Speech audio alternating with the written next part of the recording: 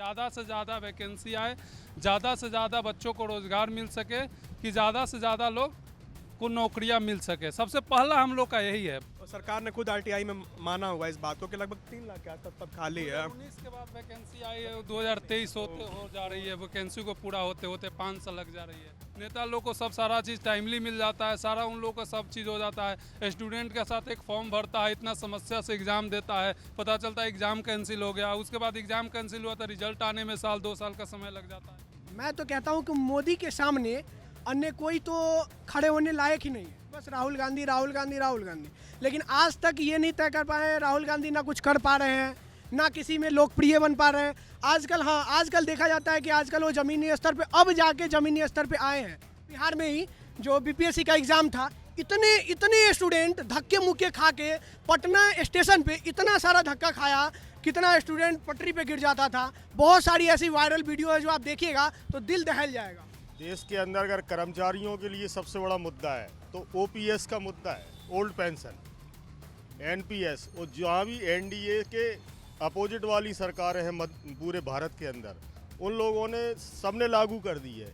लेकिन हमारे माननीय प्रधानमंत्री मोदी जी चाहे तो जिद पकड़े हैं या कुछ भी करे हैं, वो लागू इसको नहीं कर रहे। वो उनके इसको 15 लाख दे रहा, देख रहे हो देश की स्थिति कहाँ चल रही, क्या हो रहा है। ये तो पढ़े लिखे बच्चे हैं, ये सब समझेंगे क्या चल रहा देश में। कोई भी आए बिहार में, बीजेपी आए, कोई भी आए, लेकिन ये शिक्षा व्यवस्था सुधार करने की बहुत ज़रूरत है। प्राइम मिनिस्टर हिंदुस्तान है क्या, या योगी आदित्यनाथ उत्तर प्रदेश का अगर सीएम है तो वो सब कुछ कर लेगा? नहीं होता ना।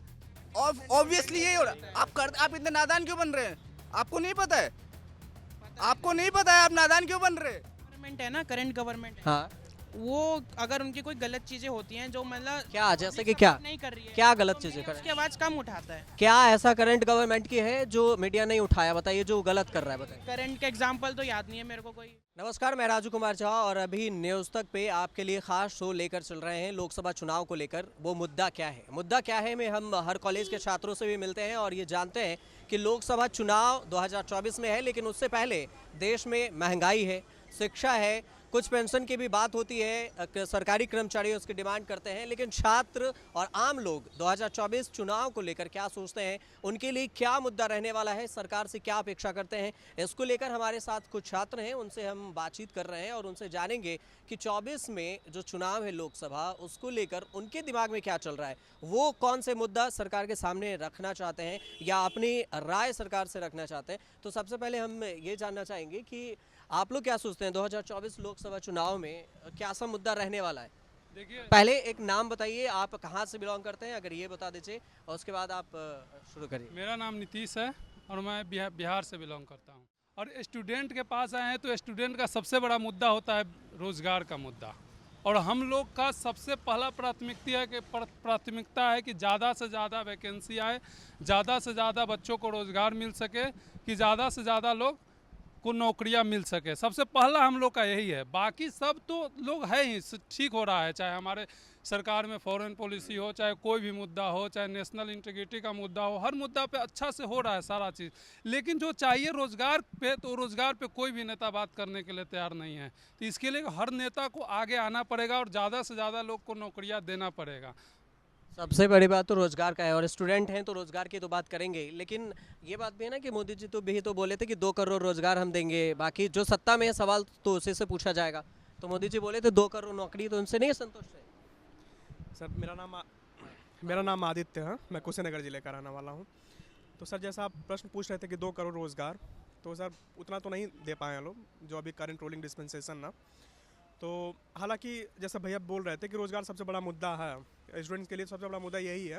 और दूसरा चीज़ ये है कि जो अभी रिक्त पदें हैं, खासकर रेलवेज़ में बहुत सारे पद, और सरकार ने खुद आरटीआई में माना हुआ है इस बात को कि लगभग 3 लाख के आसपास पद खाली है। 2019 के बाद वैकेंसी आई है, 2023 होते हो जा रही है, वैकेंसी को पूरा होते होते 5 साल लग जा रही है।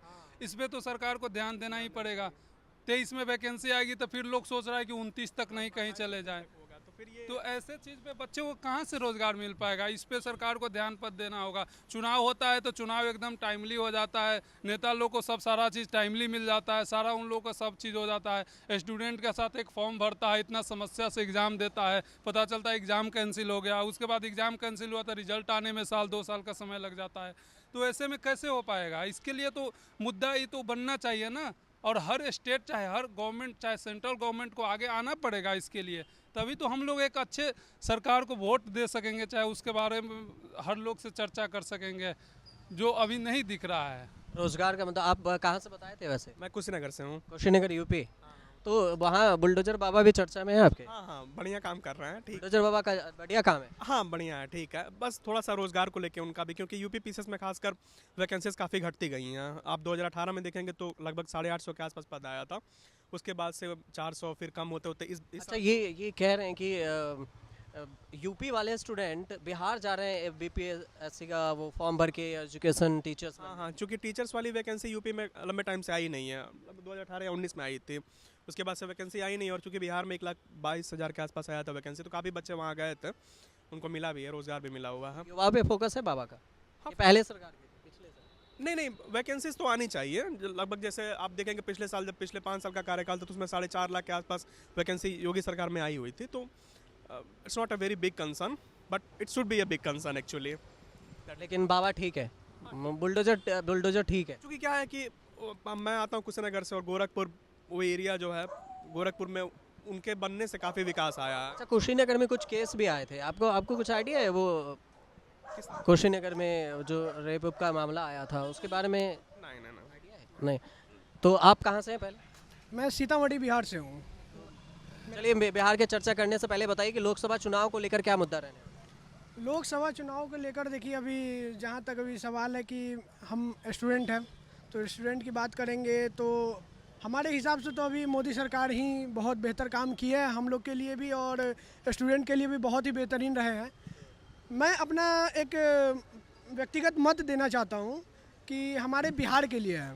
हमारे बिहार में अभी देख रहे हैं के पाठक हैं जो पहले देश की बात कर लें, फिर बिहार चलते हैं। अच्छा, पहले देश में क्या होगा? पीएम के चेहरे में मोदी से खुश हैं? मोदी से बेहद खुश है। मैं तो कहता हूँ कि मोदी के सामने अन्य कोई तो खड़े होने लायक ही नहीं है। अच्छा, जो दूसरा पक्ष है वो राहुल गांधी कह रहे हैं इंडिया वाले कि हम पीएम हमारे कांग्रेस से बनेंगे। अब कांग्रेस से बनने के लिए पहले कांग्रेस तो ये तय कर ले कि उसके में कौन सा है। तब से लेके आज तक बस यही तय कर रहे हैं कि बस राहुल गांधी राहुल गांधी राहुल गांधी, लेकिन आज तक ये नहीं तय कर पाए हैं। राहुल गांधी ना कुछ कर पा रहे हैं, ना किसी में लोकप्रिय बन पा रहे हैं। आजकल देखा जाता है कि आजकल वो ज़मीनी स्तर पे अब जाके ज़मीनी स्तर पे आए हैं। हालांकि इससे पहले देखा जाए तो वो एक बार भी ज़मीनी स्तर पे नहीं गए, ना बिहार का दौरा करके बिहार के लोगों से मिले हुए हैं। तो मैं जहाँ बिहार से बिलोंग करता हूँ, तो मैं जिस गांव कस्बे से बिलोंग करता हूँ, वहाँ गांव कस्बे में जाइएगा तो देखे जाइएगा तो कांग्रेस की एक बहुत ही गलत छवि बन चुकी है। उस छवि को सुधारने को कांग्रेस को बहुत ज़रूरत है, और वो छवि इस वाले चुनाव में सुधरता हुआ नहीं दिख रहा है। लेकिन मोदी का जो छवि है, मोदी जो अपना छवि बनाए हुए हैं, बीजेपी जो अपना छवि बनाई है, वो एक बिल्कुल पॉजिटिव छवि बनाई है। अब वो पॉजिटिव छवि की वजह से मोदी का चेहरा आने वाले चुनावों में प्रधानमंत्री के लिए बिल्कुल फिट बैठता है। तो इंडिया गठबंधन की तरफ से भी तो है, 2 गठबंधन है, पता है ना, एनडीए और इंडिया। तो इंडिया की तरफ से भी तो कहा जा रहा है कि हम तो पहले से भी हम अच्छे काम कर रहे थे, मोदी ने महंगाई ला दिए, युवाओं को शिक्षा 2 करोड़ का वादा किए, शिक्षा रोजगार नहीं मिला, भर्तियाँ नहीं है। जहाँ तक रही भर्तियाँ की बात, तो जो ये इंडिया जो कहते हैं, इंडिया जो गवर्नमेंट ये सारे लांछन बीजेपी पे लगा रही है, तो जहाँ जहाँ ये इंडिया गवर्नमेंट की सरकारें हैं, वहाँ पे देखा जाए पेपर लीक की समस्या, एग्ज़ाम इतनी मेहनत से धक्के मुक्के खा के सारे स्टूडेंट एग्ज़ाम देने जाते हैं रेल में, ठीक है। आप देखिएगा बिहार में ही जो बीपीएससी का एग्ज़ाम था, इतने स्टूडेंट धक्के मुक्के खा के पटना स्टेशन पे इतना सारा धक्का खाया, कितना स्टूडेंट पटरी पे गिर जाता था। बहुत सारी ऐसी वायरल वीडियो है जो आप देखिएगा तो दिल दहल जाएगा। अच्छा, तो नीतीश जी का वो कर नहीं रहे? नीतीश जी की तो है, जब नीतीश जी के साथ थे वो मोदी जी तो ठीक था। नहीं, देखिए, अब मैं ये नहीं कहा, देखिए आप ये पूछ रहे हैं कि यानी कि नीतीश जी और जब तक मोदी जी थे तो नहीं, आप बोले, सुनिए, आप बोल रहे हैं कि मोदी जी की जहाँ सरकार नहीं है वहाँ पे ज़्यादा बेरोजगारी है, जहाँ मोदी है वहाँ पे नहीं। मोदी जी की सरकार जहाँ नहीं है वहाँ करप्शन बहुत ज़्यादा है, करप्शन है, बहुत ज़्यादा करप्शन है। तो बिहार में करप्शन होगा फिर? बिहार में इतना ज़्यादा देखिए, आपको मैं बता रहा हूँ, जब मोदी जी की सरकार थी ना, तो करप्शन बहुत थमा हुआ था, रुका हुआ था, सहमा हुआ था। मोदी की सरकार हटी, सीतामढ़ी जिले से हरिकिशोर राय थे एसपी, ठीक है, उनका तबादला ऐसे जगह सेंटेड कर दिया गया, वो ऐसे एसपी थे जो क्राइम के मामले में जो भू माफिया था। अभी बिहार में सबसे ज़्यादा पीक पे कौन है? भू माफिया है। भू माफिया ऐसे ऐसे हैं जो गरीबों का ज़मीन ले लेते हैं अपने नाम पे, ठीक है। वो ज़मीन आपका है, कागज़ आपके पास है, कोर्ट में आप जाइएगा, ठीक है, लेकिन उस ज़मीन पे घर किसका है? उस भू माफिया का। बाकी राज्यों में भी तो है भाई, एक बिहार में मतलब मोदी जी नहीं है तो वहाँ करप्शन है, बाकी में नहीं है। देश में करप्शन नहीं है। जैसे मैं आपका सवाल समझा नहीं। जैसे आप बोल रहे हैं कि मोदी जी जहाँ रहेंगे वहाँ करप्शन नहीं है, तो देश में करप्शन नहीं है। मतलब मोदी जी जहाँ रहेंगे वहाँ करप्शन नहीं है तो देश में करप्शन। देखिए अब बात रही, आप बात ले आए देश की, है कि नहीं? देश की बात कर रहे हैं सुनिए ना, देश की बात ले आए तो देश में क्या है कि देश में हमको आपको सब करप्शन के लिए सरकार को ही सुधरने की ज़रूरत नहीं है, हमको और आपको भी सुधरने की ज़रूरत है। हम क्या सोचते हैं कि 5 रुपया किसी से अगर एक्स्ट्रा मिल जाए तो हम उसका काम कर देंगे, ठीक है। करप्शन हमारी वजह से है। अगर हम कहेंगे कि सरकार ही करप्शन धोए, सरकार ही हमारा बर्तन आके धो दे, ऐसा कभी नहीं हो सकता, किसी भी देश में नहीं हुआ है। अच्छा आपके अनुसार से ही देख लेते हैं कि देश में करप्शन है कि नहीं है सबसे पहले। अच्छा अंकल, आपसे बात कर लिया जाए कि क्या मुद्दा रहने वाला है आपकी नज़र से? देखो मैं आपको बता दूं, मैं एक जिम्मेदार कर्मचारी संगठन से आता हूं, मध्य प्रदेश से। मेरे बच्चे यहाँ स्टडी कर रहे हैं, मैं उनको यहाँ रखे हुए हूँ। देश के अंदर अगर कर्मचारियों के लिए सबसे बड़ा मुद्दा है तो ओपीएस का मुद्दा है, ओल्ड पेंशन, एनपीएस। और जहाँ भी एनडीए के अपोजिट वाली सरकारें हैं पूरे भारत के अंदर, उन लोगों ने सबने लागू कर दी है। लेकिन हमारे माननीय प्रधानमंत्री मोदी जी चाहे तो जिद पकड़े हैं या कुछ भी करे हैं, वो लागू इसको नहीं कर रहा है। हम उनसे अपील करना चाहते हैं कि वो देश हित में बहुत बड़ा निर्णय लें। वो एक राष्ट्रवादी प्रधानमंत्री की छवि अपने आप को बोलते हैं, तो वो इतना अच्छा निर्णय लें कि पूरे देश में ओल्ड पेंशन लागू करें, जिससे युवाओं का, कर्मचारियों का, जो आने वाले जो गवर्नमेंट नौकरी करने के इच्छुक रखते हैं, उनका भविष्य सुरक्षित हो सके, आने वाले बच्चों का भविष्य सुरक्षित हो सके।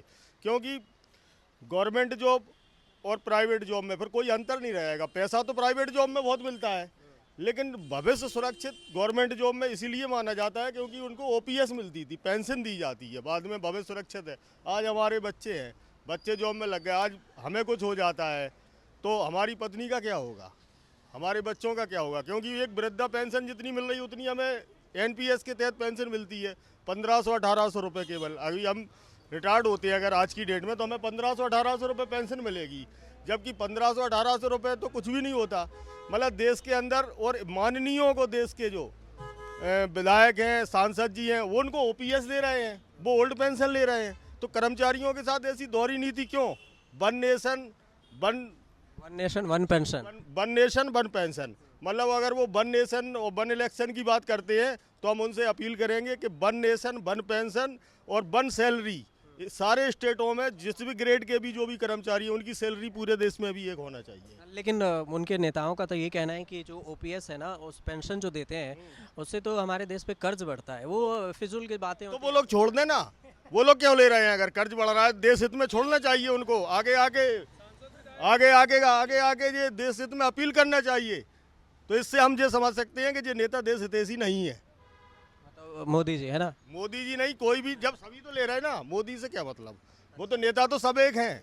ये तो हम लोगों का मरना है, ये यहाँ फिर रहे डले, बच्चों को पढ़ा रहे, घर वाले कैसे पैसे यहाँ भेजते हैं इनको पता होगा, पढ़ा रहे डले हैं, उन लोगों को तो मजे हैं। वो तो अभी कोई ऐसी बात कर देंगे, चुनाव में सब वोट दे देंगे, उनका तो काम ओके है। 5 साल ऐसी तैसी तुम मराओ। अच्छा ये अगर वो बोलते हैं विपक्ष वाला, जैसे अभी बोलते हैं विपक्ष के इंडिया वाले कि हम जिस स्टेट में आते हैं वहाँ पे हम ओपीएस लाएंगे और लागू भी किए, तो वही तो इनको सबक लेना चाहिए कि वो कर रहे हैं।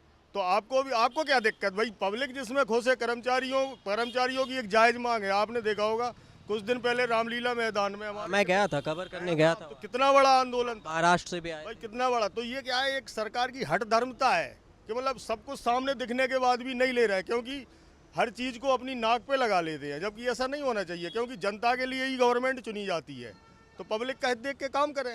राष्ट्रवादी हमारे माननीय प्रधानमंत्री राष्ट्र हित में फैसला लें, पूरे देश में एक पेंशन ओपीएस लागू कर दें।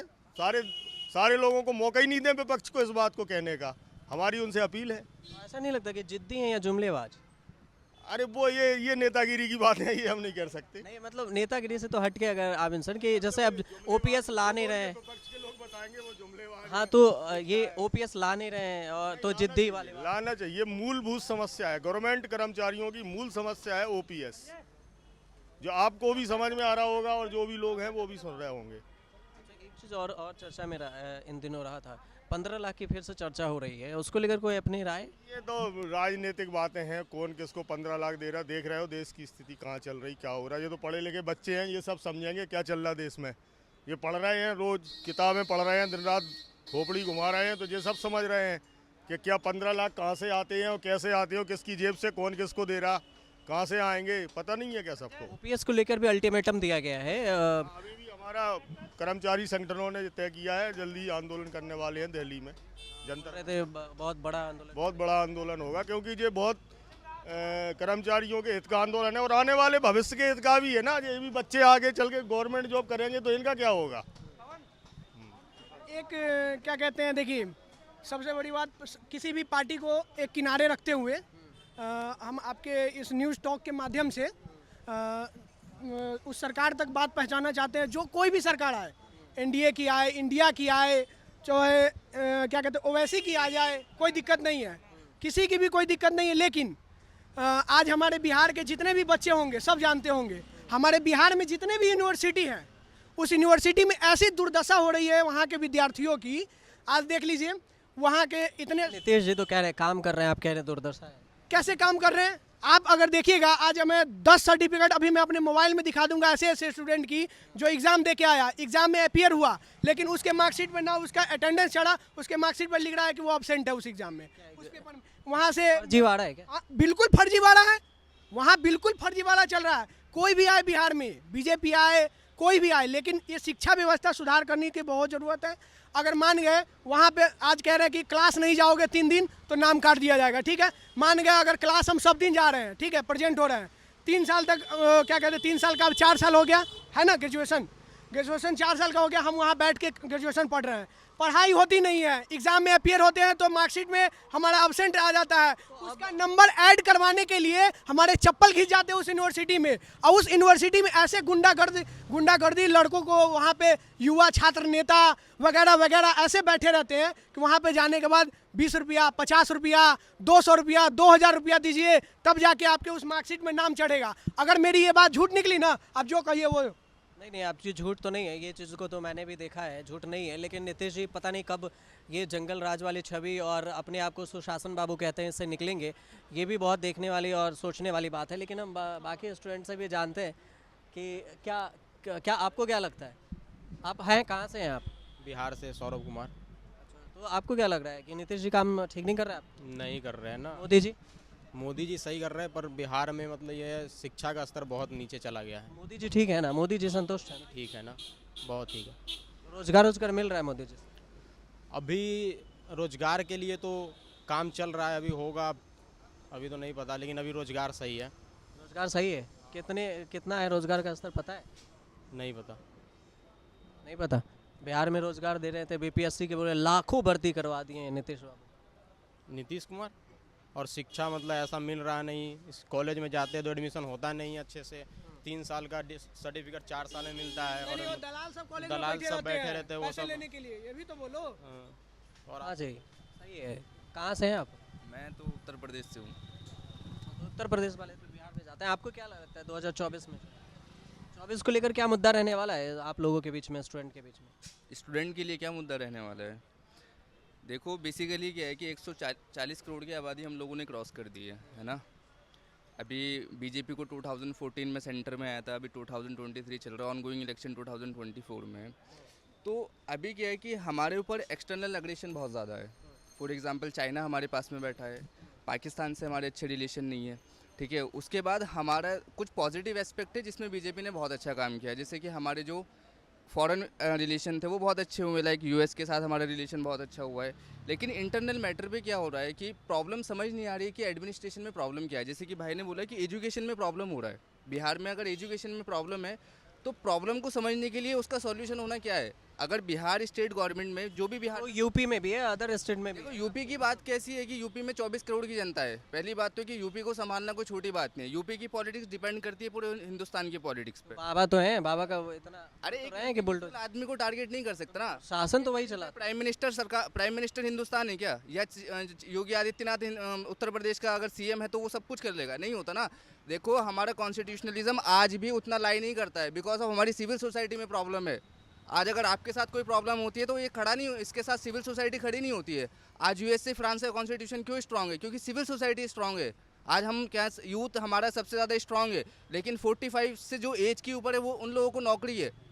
अगर यूथ को नौकरी नहीं मिल रही तो यूथ क्या कर रहा है अपने लिए? यूथ कहाँ रिस्पॉन्सिबिलिटी किसकी होगी? नौकरी नहीं मिल रही है या फिर सिविल सोसाइटी? रिस्पॉन्सिबिलिटी आएगी कैसे? देखो रिसर्च एंड डेवलपमेंट में हमारा, हम पीछे हैं, टेक्नोलॉजी में हम पीछे हैं, ठीक है। लोग अगर हमारे पास आते हैं, बिहार में इन्वेस्टमेंट क्यों नहीं हो रहा है? क्योंकि बिहार की डेमोग्राफी वैसी काम नहीं कर पा रही है, ठीक है। वहाँ पे फ्लड्स रहता है, वहाँ पे इनस्टेबिलिटी, पॉलिटिकल इनस्टेबिलिटी है। गुजरात में क्यों हो रहा है? पॉलिटिकल इंस्टेबिलिटी है वहाँ पे। महाराष्ट्र में क्यों हो रहा है? क्या गुजरात में क्या हो रहा है? डेवलपमेंट क्यों हो रहा है? आज गुजरात का नाम उद्योगपति, 16 शीर्ष उद्योगपति गुजरात से हैं। क्यों? क्योंकि वहाँ पे पॉलिटिकल स्टेबिलिटी है। बिहार में क्यों नहीं है? क्योंकि वहाँ पे पॉलिटिकल इनस्टेबिलिटी है। जब तक सिविल सोसाइटी आपकी स्ट्रांग नहीं होगी आप देश के बारे में नहीं सोच सकते। तो सबसे पहले सरकार को जो बिठाते हो ना, तो बिठाते हम ही लोग हैं, ठीक है। फिर हम क्या करते हैं? सरकार को क्रिटिसाइज करते हैं ना। तो बिठाने से पहले क्रिटिसाइज करो ना कि यार बीजेपी से हमसे ये एक्सपेक्टेशंस है तो हमें इस पे काम करना चाहिए, यूपी गवर्नमेंट से हमें ये एक्सपेक्टेशंस है तो हमें उस पे काम करना चाहिए। पहले आप वोट देते हो, उसके बाद मीडिया आती है कि सुनता कौन है? आप जो अगर बोलते हैं कि एस्पेक्ट एक्शन, तो ये कौन करेगा? डेमोक्रेसी का मीडिया है ना, आप हो तो आप सुनाओ। आप सुनाने ये कि पाकिस्तान ने हमारे कि कहाँ सुन रहा है? और हाँ चाइना ने हमारे साथ, सुनिए मेरी बात सुनिए। अगर हमने आपकी बात नहीं सुनाई होती, या चाइना ने किया या पाकिस्तान ने किया, तो फिर अब आप लोग की बात पहुंचती भी नहीं ना। यूनियन टेरिटरी दिल्ली में बात कर रहे हैं आप, है ना। अरविंद केजरीवाल सरकार लेके आ जाते हैं क्योंकि 48 घंटों तक वो सिक्योरिटी लगाते हैं इलेक्शन कैंपेन पे कि बीजेपी जो है कुछ वो ना कर दे, आगे पीछे ना कर दे। आप यहाँ पे लेके बात करते हैं, लेकिन जो स्टेट है जैसा आज तक देखता है, अभी हम आपको कितने लोग देख रहे हैं बताएंगे आप? 10 मिलियन है। 10 मिलियन देख रहे हैं। 140 करोड़ में 10 मिलियन वो भी देख पा रहे हैं, नहीं देख पा रहे। ये तो मेरे सब्सक्राइबर, तो मैं कह रहा हूँ ना कि हमें 10 मिलियन हमारे पास लोग हैं। अनसब्सक्राइबर भी टीवी इंडिया देख रहे हैं, वहाँ पे उनके बात क्या होते हैं कि पाकिस्तान में आया फ्लड तो हिंदुस्तान पे क्या इम्पैक्ट हो रहा है ना। जब तक हमारे टीवी वाले हिंदू मुस्लिम हो या फिर पाकिस्तान, इंडिया, चाइना, यही करते हैं। ऑब्वियसली यही हो रहा है। आप इतने नादान क्यों बन रहे हैं? आपको नहीं पता है? आपको नहीं पता है आप नादान क्यों बन रहे हैं? नादान नहीं बन रहे, मैं आपसे जानना चाहता हूँ मैं कि यही कर रहे हैं। हिंदुस्तान का हर इंसान ये चीज़ जानता है कि पॉलिटिक्स जो डिपेंड करती है ना। देखो हमारे क्या है कि जब कॉन्स्टिट्यूशन बना तो सेकुलरिज्म को बहुत प्रायोरिटी दी गई है ना, कि हम क्या करेंगे, हर एक रिलीजन की रेस्पेक्ट करेंगे। इसलिए नहीं बना था कि हाँ रिलीजन की रेस्पेक्ट इसलिए करेंगे कि क्योंकि इलेक्शन में वोट चाहिए। अच्छा, जब आपने बोल ही दिया है कि इंडिया पाकिस्तान और ये जो मीडिया नहीं दिखाती, तो आप ये बताइए कि जो आपके प्रधानमंत्री हैं, आपके या हमारे जो प्रधानमंत्री हैं, वो हिंदू मुस्लिम नहीं करते? किसको? देश में नहीं करते? कौन कह रहा है? आप प्रधानमंत्री कह रहे हैं कि हम सिर्फ हिंदुओं के लिए बनाएंगे? कहाँ कभी स्टेटमेंट में 2014 से लेके 2023 तक आज स्टेटमेंट फिर वही कह रहे हैं आप। देखिए स्टेटमेंट बता दीजिए कि कोई भी आपको मैं बता रहा हूँ, के लिए बनी है। आपको मैं बता रहा हूँ, पॉलिसी बनी है ना बनी है, उनके ही नेता, जब घर का मुखिया अगर कंट्रोल नहीं करेगा तो उनके नेता तो अब भाषण देंगे ही ना। आपके कई नेताओं के नाम बताता हूँ मैं, आप सुनिए। टी राजा को जानते होंगे, नहीं जानते हैं तो सुनिए, हैदराबाद। गिरिराज सिंह को जानते हैं, बिहार का नेता, वो उसको भी नहीं जानते। आपके यूपी में चले जाइए, जो कुलदीप सिंह सेंगर था वो एक रेपिस्ट निकला। बीजेपी के और तमाम नेता भी निकलते हैं, लेकिन उसके अलावा भी बहुत सारे नेता हैं जो ये कहते हैं कि यार हमें ना मुस्लिम हिंदू नहीं चाहिए, मतलब हमें मुस्लिम नहीं चाहिए, हिंदू ही चाहिए। ये चीज़ें हैं कि नहीं? सुनो, नेता जो है ना एक पर्टिकुलर असेंबली को या एक पर्टिकुलर पॉपुलेशन को रिप्रेजेंट करता है, लेकिन जो देश को चलाते हैं वो होते हैं ब्यूरोक्रेट। आईएएस होते हैं, आईपीएस होते हैं, आईएफएस होते हैं, आईआरएस होते हैं, है ना। अब प्रधानमंत्री नरेंद्र मोदी को तो नहीं पता होगा ना कि यार ये इसका इंक्लूसिवनेस पहुंच पा रहा है, नहीं पहुंच पा रहा है, कि बेटी बढ़ाओ बेटी बचाओ ये कहाँ तक पहुंच पाए। इसका काम किसका? एडमिनिस्ट्रेशन का है ना। तो नेता क्या बोल रहे हैं वो उनको बोलने दो, लेकिन जो ब्यूरोक्रेट है ना उनको तो अपना काम ठीक से करना चाहिए। जो सिविल सोसाइटी है उनको अपना काम ठीक से करना चाहिए। प्रधानमंत्री संसद में बैठे तो पूरे देश को देख रहे हैं क्या? एक पर्टिकुलर फील्ड बनाई है, मिनिस्ट्री ऑफ एजुकेशन है, मिनिस्ट्री ऑफ एग्रीकल्चर है, मिनिस्ट्री ऑफ कल्चर है, मिनिस्ट्री ऑफ फाइनेंस है, जो सारी चीज़ों को बहुत अच्छे तरीके से देखते हैं। तो इसका मतलब ये नहीं कि प्रधानमंत्री ने एक स्टेटमेंट दिया तो बस उसे पकड़ के बैठ जाओ। अच्छा चलिए, एक स्टेटमेंट है, अदर स्टेटमेंट बताइए। 2 करोड़ का वादा पूरा हुआ किसका? बीजेपी सरकार के। तो आप मुझसे क्यों पूछ रहे हैं? मैंने किया था 2 करोड़ का वादा। नहीं किया, लेकिन आपको बोल तो रहे हैं ना, आपकी राय क्या है? आगे सवाल कीजिए ना, आप हमसे ये पूछिए कि हम आपने वोट दिया ना, सबसे ज्यादा पावर तो आपकी है ना, आपने वोट दिया ना, तो आप क्या क्या चाहते थे? रोजगार नहीं चाहते थे? देखो, हम चाहते हैं सरकार से पहली बात कि हमारा प्राइमरी एजुकेशन, हमारा सेकेंडरी एजुकेशन, इस पे काम किया जाए, ठीक है। दूसरी चीज़ कि हमारा जो 4th पिलर है मीडिया, उसे अपना काम करना चाहिए बहुत अच्छे तरीके से। सरकार से हम ये चाहते हैं कि जितने भी रिलीजन इस देश में रह रहे हैं उनको इक्वली इम्पोर्टेंस मिले, ठीक है। रिलीजन को छोड़ के डेवलपमेंट की राजनीति की जाए, है ना। चौथी चीज़ हम चाहते हैं कि फ्री वाला बिल्कुल बंद हो जाए, क्योंकि श्रीलंका में सब कुछ फ्री हुआ तो क्राइसिस आ गया। तो हम चाहते हैं कि हमारी सरकार ऐसी बने कि जो जितना डिज़र्व करता है उसको इतना मिले, है ना, और जो नहीं कर सकता है डिज़र्व उसके लिए पॉलिसीज़ बनाएं। अब आप हमसे कहें कि 2 करोड़ मिले नहीं, आपने पिछली बार वोट दिया था? किसको वोट किया था? किसी को भी, मतलब आपने किया था ना? मैं क्या कह रहा हूँ, मैं मेरे सवाल सुनिए उसके बाद बोलिए। मैं बोल रहा हूँ कि आपने पिछली बार वोटिंग किया था ना, तो आपने जब किया था तो किसी भी सरकार को क्या सोच के वोट दिया होगा कि ये 5 चीज़ें करेंगे, रोजगार देंगे, शिक्षा पे काम होगा, डेवलपमेंट होगा। तो आप जिस भी क्षेत्र से हैं, यूपी में जिस क्षेत्र से हैं, उसने किया आपके काम इतना? बिल्कुल। देखो, मैं आज एक उत्तर प्रदेश के छोटे से गांव का कौन से, आपका कौन सा ब्लॉग है बताइए? यूपी का? डिस्ट्रिक्ट बिजनौर का नाम सुना होगा आपने? सुना है। ठीक है, एक डिस्ट्रिक्ट बिजनौर का एक छोटा सा लड़का दिल्ली में आके पढ़ाई कर रहा है, जिसकी प्राइमरी एजुकेशन बहुत अच्छी हुई है, तभी तो मैं दिल्ली आके पढ़ाई कर रहा हूँ। अगर मेरी प्राइमरी एजुकेशन अच्छी नहीं होती, मेरे ग्रेजुएशन अच्छा नहीं होता, तो मैं दिल्ली में आने की सोचता ही नहीं। मुझे तो कहीं भी डिस्क्रिमिनेट नहीं मिला ना, मुझे पेपर में प्रॉब्लम्स हुई, मेरी इंग्लिश एजुकेशन में भी मुझे बहुत अच्छे से गाइड किया गया, मुझे टीचर्स भी बहुत अच्छे से मिले। तो डिपेंड करता है कि आपकी सिविल सोसाइटी कैसी है ना। जहाँ पे जितना सिविल सोसाइटी स्ट्रांग होगा वहाँ का कॉन्स्टिट्यूशनलिज्म उतना स्ट्रांग होगा, वहाँ सेकुलरिज्म उतना स्ट्रांग होगा। बात ये है कि अगर सरकार नहीं दे रही है तो सरकार से सवाल पूछना का काम हमारे साथ साथ मीडिया का भी है। तो आपसे गुजारिश ये है कि मीडिया अपने काम जितना करना है वो कर रही है, लेकिन आपको भी करना चाहिए। सुनिए, आपका सबसे बड़ा काम है, सुनिए, आपका सबसे बड़ा काम होता है कि वोटिंग से डिसाइड करें कि आपको कौन बेस्ट काम कर रहा है ना। आप ये बताइए कि मीडिया का काम डिफाइन है क्या? किस चीज़ में? जितना करना है उतना ही कर रहे हैं। जितना करना है वो अपने हिसाब से कर रहे हैं, आप अपना काम कभी खत्म ही नहीं हो सकता। अभी यूसीसी लेके आएंगे तो उस पर भी मीडिया को बताना बिल्कुल नहीं है, बिल्कुल नहीं है। डिफाइन खत्म, एंड नहीं है। एंड कब बोला कि खत्म हो गया, इतना डिफाइन है? कि जितना करना है उतना ही करेंगे, उतना नहीं करना। जितना करना है वो कर रही है। आप ये, मैंने ये डिफाइन ही नहीं है। आपको तो रात में 2 बजे क्राइम हुआ, आपको पहुंच जाना है यार, ये क्या हो रहा है, कैसे सरकार चल रही है। आप कितना ये डिफाइन थोड़ी कराएं कि मीडिया का काम इतना है। तो नहीं पहुंच रही है। कहाँ मीडिया नहीं पहुंच रही है जहाँ क्राइम हो रहा है। अरे क्राइम की बात नहीं कर रहे हैं हम एक एग्जाम्पल के तरीके पे आपको बोल रहे हैं। आपको पता है आपकी रैंक कितनी है वर्ल्ड में फ्रीडम प्रेस रिपोर्ट में? अरे मेरी रैंक छोड़िए, आप दूसरे के भी तो बताइए। मेरी रैंक, पता होना चाहिए। रैंक की बात आप एक चीज़ से डिसाइड नहीं करते ना कि हमारी रैंक है तो आप हम भी बताइए, है ना। हमारी फ्रीडम स्पीच नहीं होती तो हम आपके पास नहीं पहुंचते, और ऐसे ही रोड पे हम आपसे नहीं पूछते कि हाँ जी देश में क्या चल रहा है वो सही है कि नहीं। मैंने गूगल पे सर्च करा कि हमारे इंडिया की फ्रीडम एक प्रेस रिपोर्ट आती है हर साल, तो उस पर 130 पे आ रहा था। बताओ, इतनी 250 के आसपास कंट्री हैं, तो ये क्यों आ रहा है? फ्रीडम है ही नहीं प्रेस को।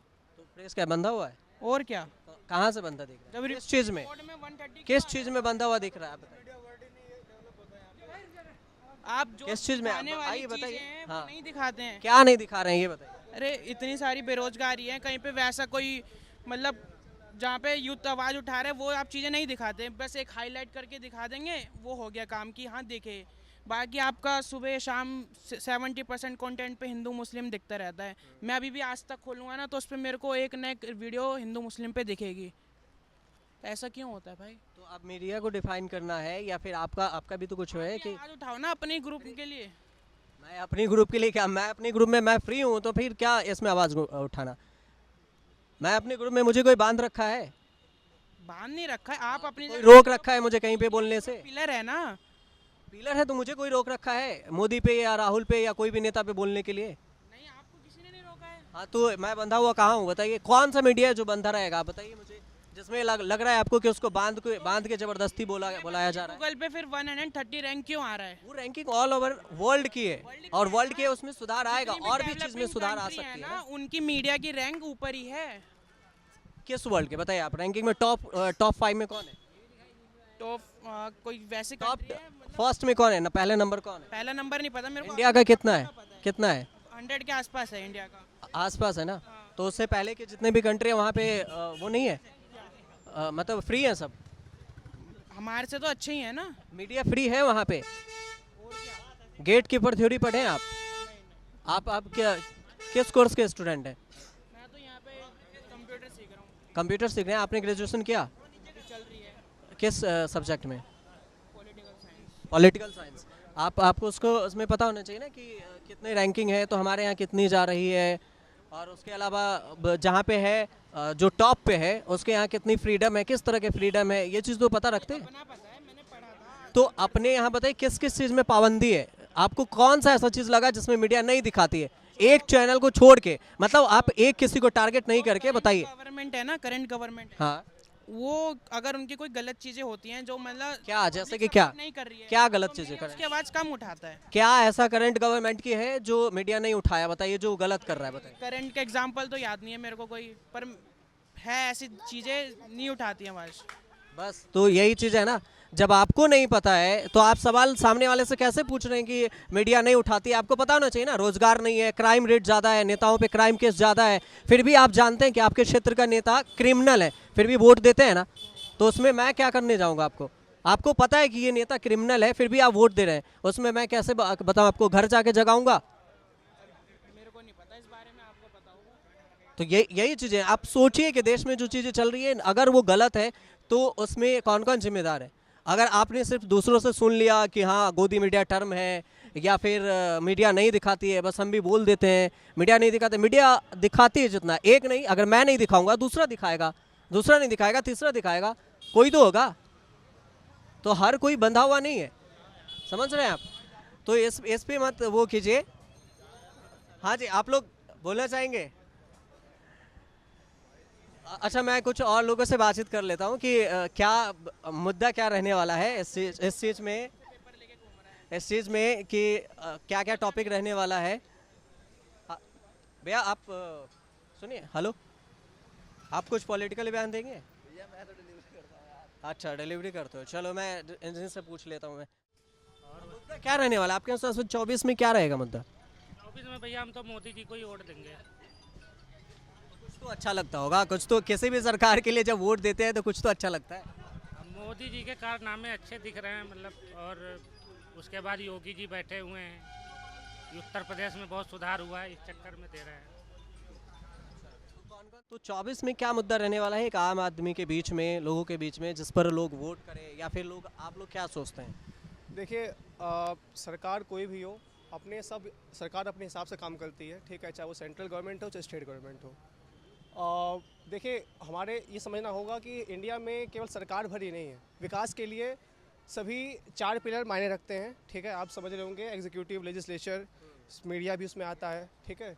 तो सबको मिलजुल के काम करना होगा, तभी देश का विकास बेहतरीन हो पाएगा, जैसा हम सोच पाएंगे कि जैसे जितना जल्दी हो सके डेवलप बने इंडिया हमारा। तो हम केवल नेताओं को गाली दे के अपने आप को सर्टिफिकेट देना कि हम अच्छे हैं, वो गलत है। सरकार सब में पॉजिटिव नेगेटिव सब में रहता है, ठीक है। और रही बात 24 का मुद्दा, तो देखिए, मैं एक छात्र हूँ, यूपीएससी की तैयारी करता हूँ, तो मेरे लिए तो सबसे पहला रोज़गार है मेरे लिए। मैं यही चाहूँगा कि आगे जितनी जल्दी ज़्यादा वैकेंसीज़ हों वो आएँ, और जो वैकेंसीज़ लटकी हुई हैं काफ़ी दिनों से, काफ़ी सालों से लोग परेशान हैं उसके लिए, वो जल्दी जल्दी क्लियर हों। और जो सबसे बड़ा मुद्दा है कि रहता है कि नकल छोटे एग्ज़ाम में, खैर बड़े एग्ज़ाम में तो नकल इतना नहीं हो पाता, लेकिन जो छोटे एग्ज़ाम, स्टेट लेवल के एग्ज़ाम, नकल काफ़ी बड़ा मुद्दा होता है। काफ़ी बच्चे दूर दूर से लोग जाते हैं वहाँ एग्ज़ाम देने, बाद पता चलता है कि पेपर कैंसिल हो गया नकल की वजह से। लोगों का कितना आने जाने का खर्चा उस समय इतना। आप किस जगह से बिलोंग करते हैं? मैं गोरखपुर यूपी से बिलोंग करता हूँ और यहाँ पे तैयारी करता हूँ यूपीएससी की। यूपीएससी की तैयारी कर रहे हैं, तो यूपीएससी के छात्रों को भी तो कुछ वो चीज़ होगा कि यार 24 में जो होगा मेन मुद्दा में देखें, उसमें कुछ होना चाहिए खास क्या होना चाहिए?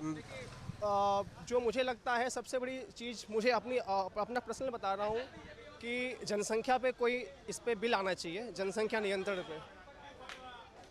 जनसंख्या नियंत्रण के लिए खास कोई बिल अगर सरकार लाना चाहे तो ये सबसे पहला ज़रूरत मैं समझूंगा इसके लिए, क्योंकि जनसंख्या बढ़ने की वजह से सारी दिक्कतें बढ़ रही हैं। जो भी आप चीज़ें आप समझ सकें, पॉवर्टी हो या ट्रैफिक हो, जो भी चीज़ें हों, या अपना हमारे रोज़गार, सरकार सोच तो रही है स्टार्टअप लोगों का, मतलब बच्चे जो आएँ वो स्टार्टअप करें, लेकिन अब स्टार्टअप स्टार्टअप चीज़ें जो दूर कस्बों से आए हैं बच्चे, उनके लिए स्टार्टअप सोचना ही बहुत बड़ी चीज़ होती है, ठीक है। उनको ये चाहिए होता है कि हमें सबसे पहले रोज़गार मिले, इसलिए लोग सबसे पहले सरकारी नौकरी के पीछे भागते हैं, क्योंकि वहाँ उनको एक स्टेबिलिटी मिले।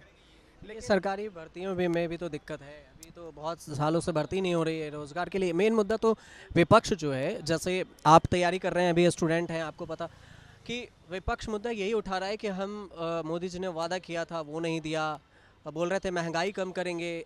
महंगाई का बात ही करके मोदी जी सत्ता में आए थे कि हाँ हम आएंगे तो हमारे समय में 30 रुपये चीनी हो जाएगी, हम 400 रुपये सिलेंडर कर लेंगे 200। तो इन सब तमामों को मुद्दा विपक्ष उठा रहा है, तो अभी का क्या है? मैंने आपसे पहले बताया था ना कि सरकार कोई भी आए, विपक्ष में हो, जो वो लोग भी आ जाएं या जो करंट में जो सरकार चल रही है, देखिए सब में दिक्कतें सब में आएंगी, ठीक है। सब अपने स्तर पे कोशिश कर रहे हैं, ठीक है। हम बस उनको बोल सकते हैं, देखिए काम हमारा नहीं, हम आपको बात करना तो सरकार के ही काम है। देखिए हम आप कुछ भी बोल लें, ठीक है, लेकिन एट द एंड जब चुनाव होगा, सब अपना मताधिकार प्रयोग करके वो बता देंगे कि सरकार आगे काम करने लायक है या नहीं, ठीक है। तो हमें ये देखना है कि हम कैसे, देखिए सबसे बड़ी बात ये होती है ना कि एक दूसरे आदमी को ना यहाँ सब ब्लेम करते हैं, ठीक है। अगर हम भी अगर चाहते हैं कहीं, तो हम भी ये सोचते हैं कि हमारा काम निकल जाए, दूसरा भले भाड़ में जाए, ठीक है। हम ये सोचते हैं, हमें एक साथ मिल के काम करना होगा, ठीक है। चाहे वो जुडिशरी हो, कितने सारे केसेस पड़े हैं पेंडिंग, उसको चाहे कि फास्ट ट्रैक कोर्ट लगा के फटाफट केसेस को रिजॉल्व किया जाए, चाहे वो एडमिनिस्ट्रेशन हो अपना, क्योंकि सरकार तो बना सोचती हैं, नेताएं तो केवल सोचते हैं कि ऐसा काम हो जाए, काम तो करना एडमिनिस्ट्रेशन को है, ब्यूरोक्रेट्स को है। तो एडमिनिस्ट्रेशन में चीज़ें काफ़ी जो करप्शंस हैं उनको, मतलब चीज़ों को हमें ब्यूरोक्रेट्स को भी तो रोकता नेता ही है ना। आपको अगर चाहे, देखिए आप कह रहे हैं क्राइम, तो मैं आपको बता दूं कि क्राइम में चाहे तो एक दिन में एक ब्लॉक से, एक डिस्ट्रिक्ट से भी पुलिस और एडमिनिस्ट्रेटिव चाहे तो 1 महीने के अंदर केस ठीक हो सकता है। लेकिन उसको अगर हाथ बांध के रोका है तो किसने? नेताओं की दबाव होती है, नेताएं रोकते हैं ना। नेता ऐसा तो नहीं कि डायरेक्ट अगर नहीं होता दबाव तो कई नेताओं पे केस क्रिमिनल होता है, रेप का चार्ज होता है, फिर भी वो नेता खड़े होते हैं, जीतते हैं। तो नेताओं को लाता कौन है दोबारा? नेता आम जनता लाती है। आम जनता, तो मैंने बताया ना कि हम सबको सोचना होगा, ठीक है। जब तक, और ये चीज़ें मैं समझता हूँ ना कि हमारे बेसिक से ही आनी चाहिए। हमारे जो, जैसे अगर हमारा शिक्षा व्यवस्था मजबूत रहेगी पहले से ही, प्राइमरी हो या हायर सेकेंडरी, जो भी चीज़ें हों, अगर वो चीज़ें हमें पहले से पढ़ाया जाएगा कि क्या हमारे लिए अच्छा है, क्या बुरा है, ठीक है। तो हम जो पार्टियाँ इस्तेमाल करते हैं रिलीजन, कास्ट, रिलीजन वाइज, वो चीज़ें इस्तेमाल नहीं कर पाएंगी, और लोग ज़्यादा उस पर वोट देंगे जो विकास कर रहा है, जो आदमी अच्छा है कि हाँ ये हमारा प्रतिनिधित्व कर सकता है, समझ रहे हैं आप। तो हमें अपना एजुकेशन बेटर करना होगा, जिससे आगे चल के, खैर ये चीज़ें अभी एकदम सही नहीं होंगी, अगर काम सरकार अभी करेगी तो उसका हो सकता परिणाम 5 से 10 साल 15 साल बाद मिले उसका। अच्छा, ये धर्म की राजनीति को कितना सही माना जाए?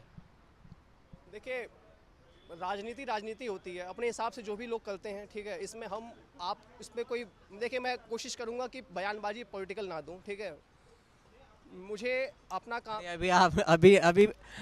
अभी आप क्लियर नहीं है तो आप पॉलिटिकल देने या अपनी राय बता सकते हैं कि ये चीज़ें सही नहीं है या है। मतलब मेन ये चीज़ मुद्दा होना चाहिए विकास का। सभी पार्टियां अपना एजेंडा जब तैयार करती हैं चुनाव से पहले, विकास का सभी बोलती हैं। अब वो साइड बाय साइड जो भी चलता है वो तो आप सभी लोग जानते हैं क्या चल रहा है। हर पार्टी अपने हिसाब से काम करती है वोटर्स को लुभाने के। अच्छा, नंबरिंग कर सकते हैं अगर आउट ऑफ 10 अगर करा जाए नेता बेस्ट में, या इंडिया एनडीए में, तो या मोदी राहुल में, तो आपको हिसाब से कितना लग रहा है कि कितना डेवलपमेंट हुआ? पॉपुलैरिटी की अगर बात करें तो कौन कितना पॉपुलर है?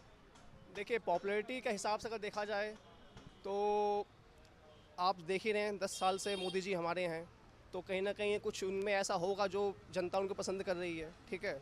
और रही बात राहुल गांधी जी की, तो वो काफ़ी बेहतर काम कर रहे हैं। काफ़ी उनकी सोच मैं देख रहा हूँ, जैसे उन्होंने भारत जोड़ो यात्रा, बाकी चीज़ें, वो दिन पर दिन काफ़ी अच्छा वो कर रहे हैं। और आगे चल के देखिए मौका सबको मिलना चाहिए, ठीक है। आगे चल के हो सकता है वो भी एक नए उम्मीदवार हों प्रधानमंत्री जी। सबसे बड़ी बात आज केजरीवाल के लिए है,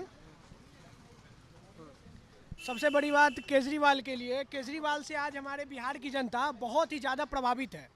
केजरीवाल बिहार से लड़ेंगे तो जीत जाएंगे जी। केजरीवाल बिहार से लड़ेंगे, लेकिन मेरा एक वहाँ का जो चौपाल लगता है, वहाँ जो बड़े बुजुर्ग जो बात करते हैं, उन लोगों के बीच की बात मैं एक बहुत ही गोपनीय बात मैं आपको कहना चाहता हूँ, क्योंकि वाले को व्यक्तिगत उन लोगों का मत ऐसा है कि केजरीवाल जैसा हेल्थ और एजुकेशन पे जो काम किया है ना दिल्ली में, सेम वैसा ही काम सब लोग चाहता है कि बिहार में हो, और चाहता है साथ में मोदी भी आए। तो केजरीवाल जी और वहाँ के लोग सब एकदम मतलब ये तो फिर उल्टा मैच है ना। केजरीवाल और मोदी अगर एक साथ आ जाए ना, ये कभी हो सकता है, आपको लगता है? कुछ भी हो सकता है। जब 3 बार 4 बार जब नीतीश कुमार इससे इधर से इधर कर सकते हैं, तो क्यों नहीं केजरीवाल जैसे इतने शिक्षित नेता, एजुकेटेड नेता, जो क्यों नहीं मोदी के साथ रह सकते हैं? क्योंकि मोदी के साइड भी इतना बढ़िया काम हो रहा है, तो मोदी मतलब मोदी और केजरीवाल आ जाए तो केजरीवाल प्रभावित है मोदी से कई जगह पे।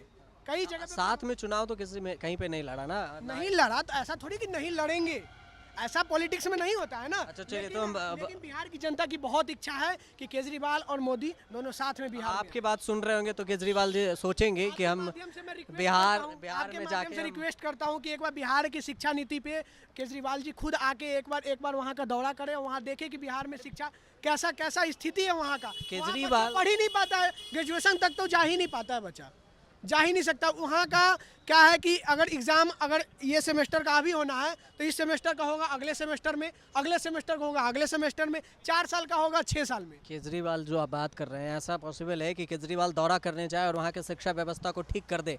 ऐसा पॉसिबल होगा? वो देश के प्रधानमंत्री तो है नहीं, एक स्टेट के हैं, दिल्ली के हैं। अगर पंजाब में उनकी सरकार है तो वो वहाँ अपने स्तर से काम कर रहे हैं। लेकिन बात रह गई एक साथ लड़ने की। अगर बात आपके बात क्या पता कहीं वो सुन जाएं केजरीवाल, तो कहीं बोलेंगे कि हम केंद्र में मोदी को गलियाएंगे। उनके कोई लीडर सुनेंगे, हाँ, वो कहेंगे, बात पहुंचेगी, उन तक बात पहुंच ही जाएगी। वो कहेंगे कि हम केंद्र में मोदी को गलियाएंगे और स्टेट में हम सरकार बनाएंगे। ऐसा हो सकता है। पॉलिटिक्स में क्या है ना कि गाली गलौज और पर्सनल दुश्मनी, व्यक्तिगत जो दुश्मनी है वो कोई मायने नहीं रखती है। जो है सो जैसे कि प्रोफेशनली वो उसको आलोचना करते ही हैं ताकि काम बेहतर हो। काम बेहतर होने के लिए आलोचना की जाती है, ना कि केजरीवाल की कोई मोदी से पर्सनली व्यक्तिगत दुश्मनी है। आज तक कहीं जा ही नहीं। और जैसे वो आजकल अपने देश में एक राष्ट्रीय पार्टी उभरता हुआ दिख रहा है, आम आदमी पार्टी, हो सकता है कि अगर वो बिहार में दौरा करे, बिहार के लोग बहुत प्रभावित हैं उनके कामों से, हो सकता है कि वो बिहार में जीत जाए। चलिए, आपके बातों से देखा जाएगा, वो तो नेताजी तय करेंगे कि कहाँ लड़ना है नहीं लड़ना है। लेकिन मुद्दा क्या रहने वाला है, हम यही आपके बीच में लेकर आते हैं कि मुद्दा क्या रहने वाला है। वो चाहे शिक्षा का हो, रोजगार का हो, महंगाई में हो, या फिर छात्रों के लिए हर सरकार, कोई भी सरकार आए, वो अपना रोजगार दे, एजुकेशन सिस्टम अच्छा करे। कुछ छात्रों ने कहा कि ये सिस्टम में सरकार ही एक रिस्पॉन्सिबल नहीं है, आम लोग भी रिस्पॉन्सिबल हैं जो इसको मिटा सकते हैं, ठीक कर सकते हैं। तो उन सब तमाम चीज़ों पर ये निकल के आ रहा है।